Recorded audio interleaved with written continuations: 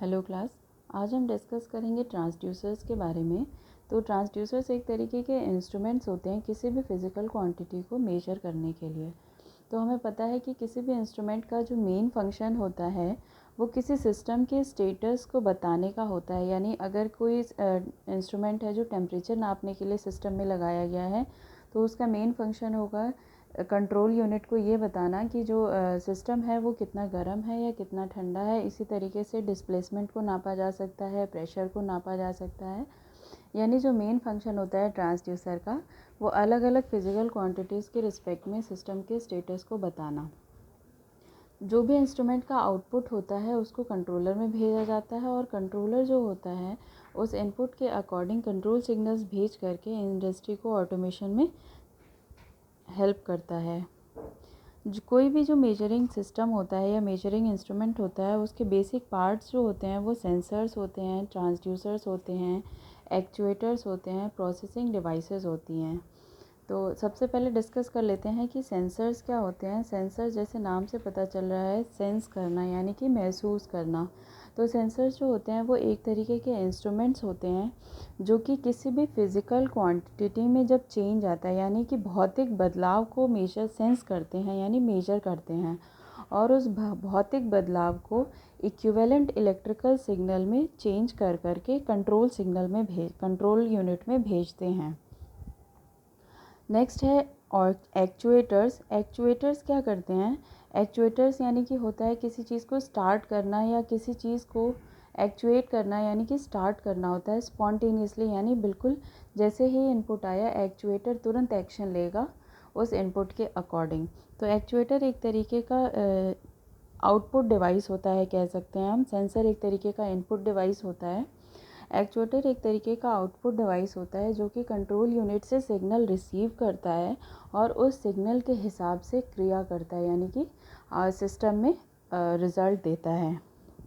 अब जैसे डायग्राम में दिखाया गया है, जो भी फिज़िकल यूनिट है यानी सिस्टम है वहाँ से इनपुट जाएगा यानी जब भी बदलाव आएगा तो सेंसर उसको सेंस करेगा। सेंस करने के बाद कंट्रोल यूनिट का ये सेटअप दिया हुआ है जिसमें मॉनिटर, एनालाइज़र, प्लानर और एग्जीक्यूटर हैं।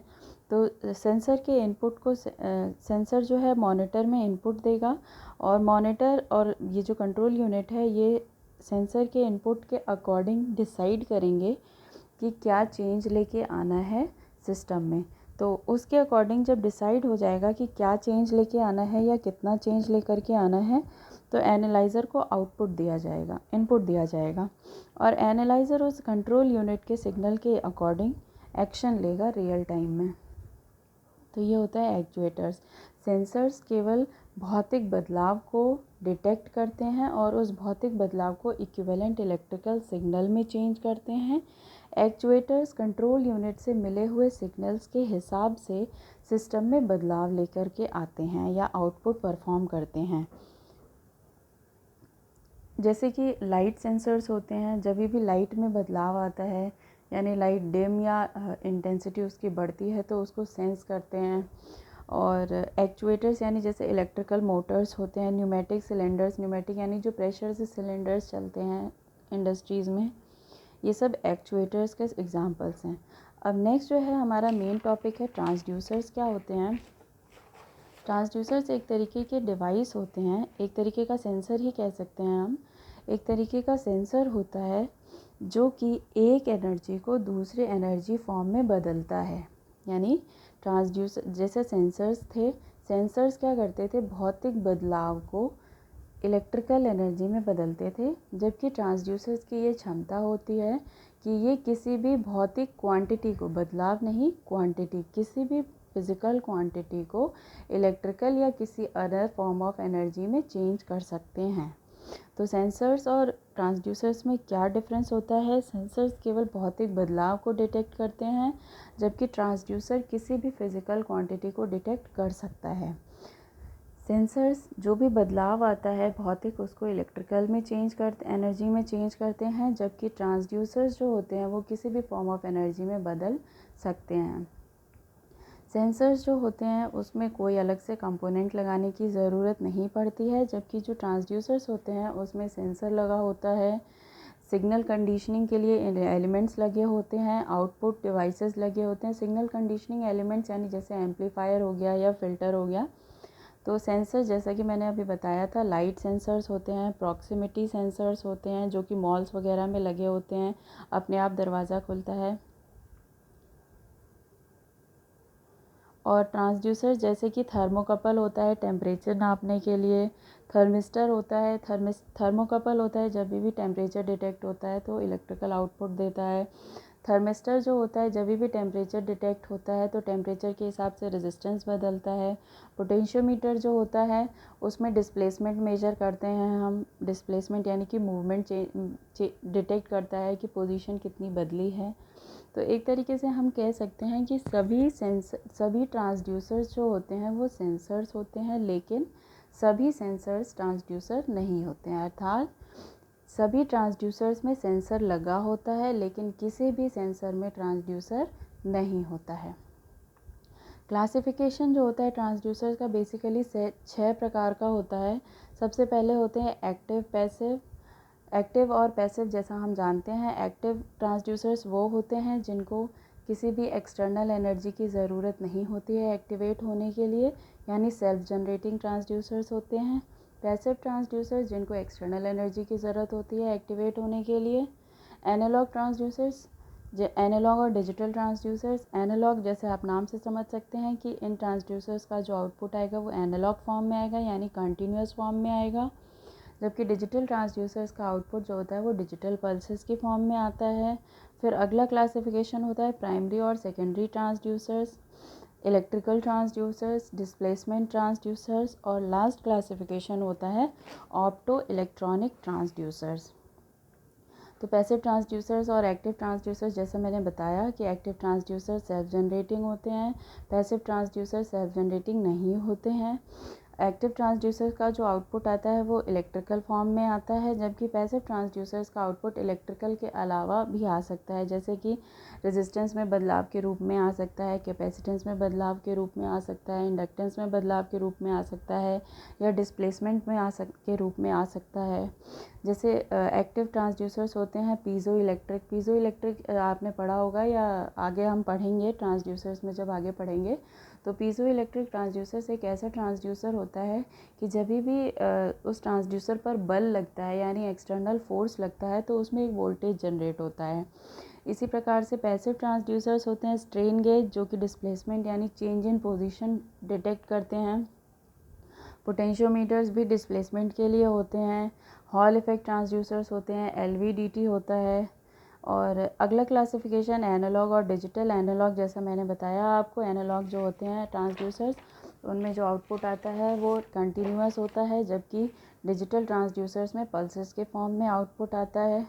नेक्स्ट क्लासिफिकेशन है प्राइमरी और सेकेंडरी ट्रांसड्यूसर्स। प्राइमरी ट्रांसड्यूसर्स वो होते हैं जो कि जो भी आपकी फ़िज़िकल क्वांटिटी है उसको डिटेक्ट करते हैं और डिटेक्ट करने के बाद उसको मैकेनिकल डिस्प्लेसमेंट में चेंज करते हैं, यानी मूवमेंट में बदलाव होता है।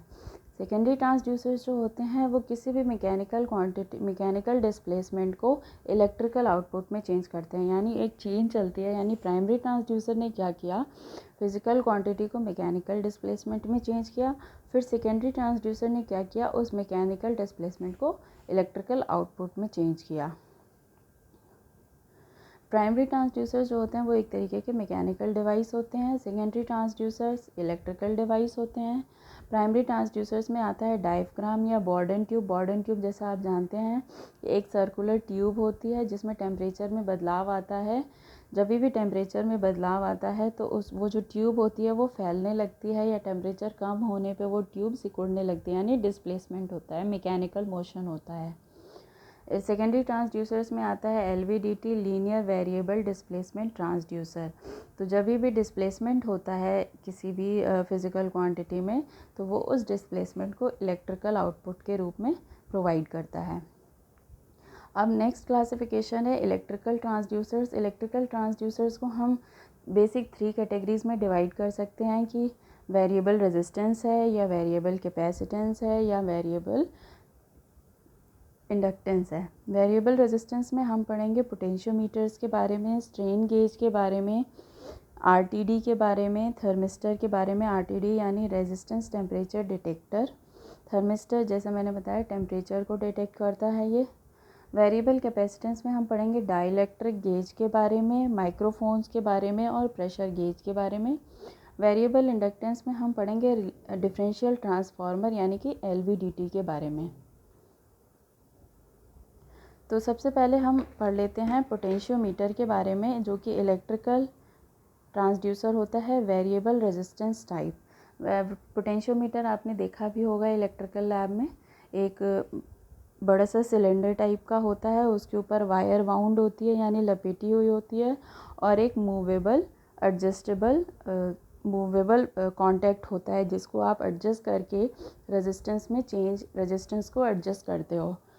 तो पोटेंशियोमीटर बेसिकली क्या होता है, लीनियर डिस्प्लेसमेंट मेजर करने के लिए होता है, यानी कि जब भी बदलाव आता है पोजीशन में तो उसको डिटेक्ट करता है in form of resistance change, यानी मूवमेंट को डिटेक्ट करने के लिए होता है। इसमें क्या होता है, जैसा मैंने बताया, आपने लैब में देखा होता है कि एक रेजिस्टिव एलिमेंट लगा होता है, और एक मूवेबल कॉन्टैक्ट होता है। आप इसको एडजस्ट करके इस पूरी रॉड का रेजिस्टेंस एडजस्ट करते हो और उस रॉड के रेजिस्टेंस के हिसाब से आउटपुट मिलता है। तो ये जो पोटेंशियोमीटर होता है, इसमें ये मूवेबल कॉन्टैक्ट के हिसाब से इसको 3 कैटेगरीज में डिवाइड किया गया है। पहला होता है यदि लीनियर मोशन कर रहा है, यानी ये जो मूवेबल कॉन्टैक्ट है ये केवल अप एंड डाउन यानी लीनियर मोशन करता है, तो इसको कहते हैं लीनियर पोटेंशियोमीटर। अगर रोटेशन मोशन करता है तो इसको कहते हैं रोटरी पोटेंशियोमीटर। और यदि ये मूवेबल कॉन्टैक्ट जो है लीनियर मोशन भी कर रहा है और रोटेशन मोशन भी कर रहा है, तो इसको कहते हैं हेलीपॉड ट्रांसड्यूसर या हेलीपॉड पोटेंशियोमीटर। अब जो ये मूवेबल कॉन्टैक्ट होता है इसको आप कहते हैं वाइपर। इसको स्लाइडिंग कॉन्टैक्ट या वाइपर कहा जाता है। ये रेजिस्टिव एलिमेंट लगा होता है जिस पर आप इस मूवेबल कॉन्टैक्ट को मूव करते हो। अब इसकी वर्किंग कैसे होती है, आप इस रेजिस्टिव एलिमेंट के अक्रॉस वोल्टेज सप्लाई देते हो, और तो जब इस आप मूवेबल कॉन्टैक्ट को एडजस्ट करते हो तो 2 तरीके का वोल्टेज डिवाइडर सर्किट बनता है। अब वोल्टेज डिवाइडर सर्किट बनता है और एक फिक्स रेजिस्टिव एलिमेंट, यानी कि जैसे ये 3 पोजीशंस हैं, ये ए बी 2 पॉइंट्स हैं और ये स्लाइडर का जो कांटेक्ट है वो सी पर है। यदि तो 2 तरीके का सर्किट बन रहा है, एक सर्किट में आपको ए सी रेजिस्टेंस मिलेगा और दूसरे सर्किट में आपको बी सी रेजिस्टेंस मिलेगा।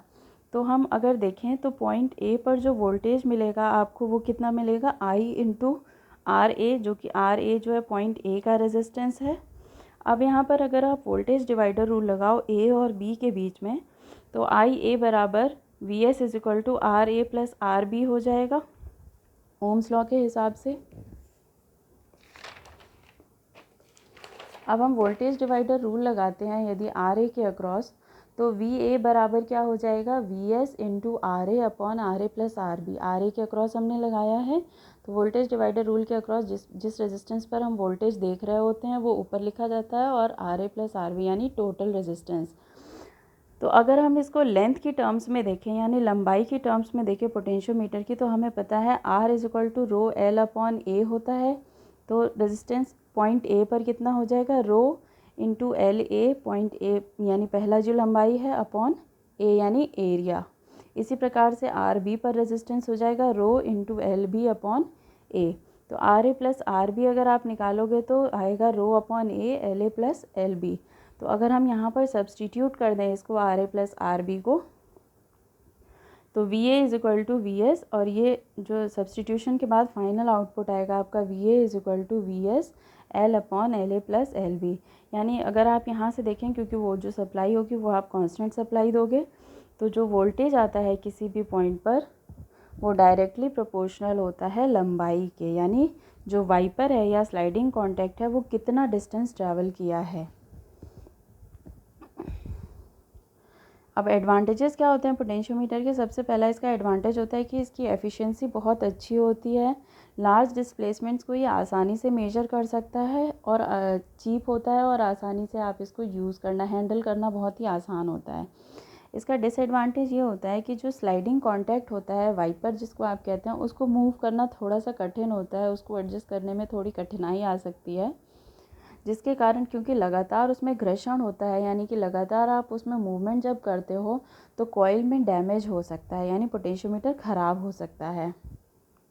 तो ये था पोटेंशियोमीटर्स के बारे में। अगले सेशन में हम डिस्कस करेंगे स्ट्रेन गेज और बाकी के ट्रांसड्यूसर्स। Thank you.